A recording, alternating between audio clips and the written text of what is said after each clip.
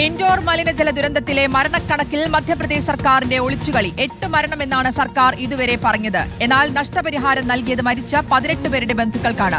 ഹൈക്കോടതിയിലും 8 മരണമെന്നായിരുന്നു സർക്കാർ പറഞ്ഞത്. മരണം മറച്ചുവെച്ച സർക്കാർ ജനങ്ങളെ പറ്റിക്കുന്നുവെന്നാണ് പ്രതിപക്ഷത്തിന്റെ ആരോപണം. നോബൽ മാരിക്കാരനുണ്ട് വിശദാംശങ്ങൾ നൽകാൻ. നോബൽ, എങ്ങനെയാണ് കണക്കിൽ ഇങ്ങനെ ഒരു മാറ്റം വന്നത്? അതും കോടതിയിലടക്കം സമർപ്പിച്ച രേഖയിൽ ഇക്കാര്യം പറയുമ്പോൾ എന്താണ് സംഭവിച്ചത്?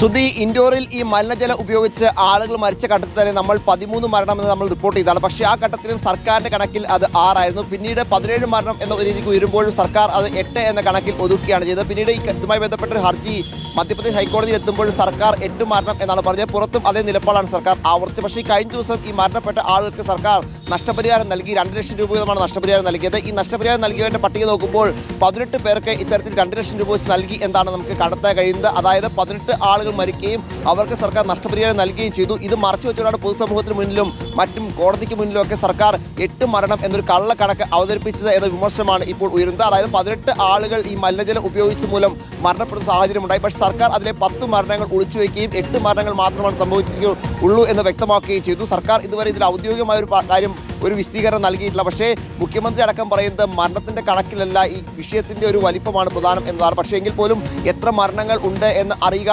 പ്രധാനപ്പെട്ട. നേരത്തെ അവിടുത്തെ പ്രാദേശിക മാധ്യമങ്ങളടക്കം ഈ മരണസംഖ്യ റിപ്പോർട്ട് ചെയ്യുകയും അതൊക്കെ നമ്മൾ റിപ്പോർട്ട് ചെയ്യുകയും ചെയ്തിരുന്നു. പക്ഷേ അപ്പോഴും സർക്കാർ മാധ്യമങ്ങളടക്കം പഴിക്കുകയും ചെയ്തു. കാരണം മരണക്കണക്ക് പെരുപ്പിച്ച് കാണിക്കുകയാണെന്ന് സർക്കാർ അന്നൊക്കെ പറഞ്ഞു. പക്ഷേ ഇപ്പോൾ യഥാർത്ഥത്തിൽ മരിച്ചവരുടെ കണക്ക്, അവരുടെ ആശ്രിതർക്ക് സർക്കാർ പണം നൽകുമ്പോൾ 2 ലക്ഷം രൂപ വെച്ച് 18 കുടുംബങ്ങൾക്ക് നൽകി എന്നാണ് ഏറ്റവും പ്രധാനപ്പെട്ടത്. 18 മരണങ്ങൾ ഈ സംഭവത്തിൽ ഈ മലിനജലം മൂലം ഉണ്ടായിരിക്കുന്നു. കോൺഗ്രസ് അടക്കമുള്ള പ്രതിപക്ഷ പാർട്ടികൾ വലിയ വിമർശനമാണ് ഇതിൽ ഉന്നയിക്കുന്നത്. കോടതിയെ തെറ്റിദ്ധരിപ്പിക്കുകയും ജനങ്ങളെ കബളിപ്പിക്കുകയുമാണ് സർക്കാർ ചെയ്യുന്നത് എന്ന് കോൺഗ്രസ് ആരോപണം ഉന്നയിക്കുന്നു. ഇതിലിപ്പോൾ സുപ്രീം കോടതി മേൽനോട്ടത്തിൽ അന്വേഷണം വേണമെന്ന ആവശ്യവും കോൺഗ്രസ് മുന്നോട്ട് വെച്ചിട്ടുണ്ട്. എന്താണെങ്കിലും ഇൻഡോറിലെ മരണങ്ങൾ അത് വളരെ ആശങ്കപ്പെടുത്തുന്നതാണ്. ഇപ്പോൾ 18 മരണം ഉണ്ടായി എന്ന സ്ഥിരീകരണം ഈ നഷ്ടപരിഹാരം നൽകിയതിലൂടെ നമുക്ക് മനസ്സിലാക്കുന്നു. കൂടുതൽ മരണങ്ങൾ ഉണ്ടാകുമോ? പ്രത്യേകിച്ച് പലരും ഇപ്പോഴും ICUയിൽ ചികിത്സയിൽ കഴിയുന്ന സാഹചര്യം ഉണ്ട്. കുടിവെള്ളത്തിൽ മലിനജലം കലർന്ന് ഉണ്ടായ പ്രതിസന്ധി ഏറെക്കുറെ മാസങ്ങളോളം അത്തരത്തിൽ മലിനജലം ആളുകൾ ഉപയോഗിക്കുകയും ആളുകൾ രോഗികളായി മാറുകയും ചെയ്യുന്ന സാഹചര്യമാണ് അവിടെ ഉള്ളത്. ഇതാണെങ്കിലും മരണസംഖ്യ ഇനിയും ഉയരുകയാണെങ്കിൽ അത് സർക്കാരിന് വലിയ തിരിച്ചടിയാവും. നിലവിൽ സർക്കാരിന്റെ കള്ളക്കണക്ക് പൊളിഞ്ഞു എന്താണ് ഈ 18 മരണങ്ങൾ നമുക്ക് കാണിച്ചു തരികയും ചെയ്യുന്നത്.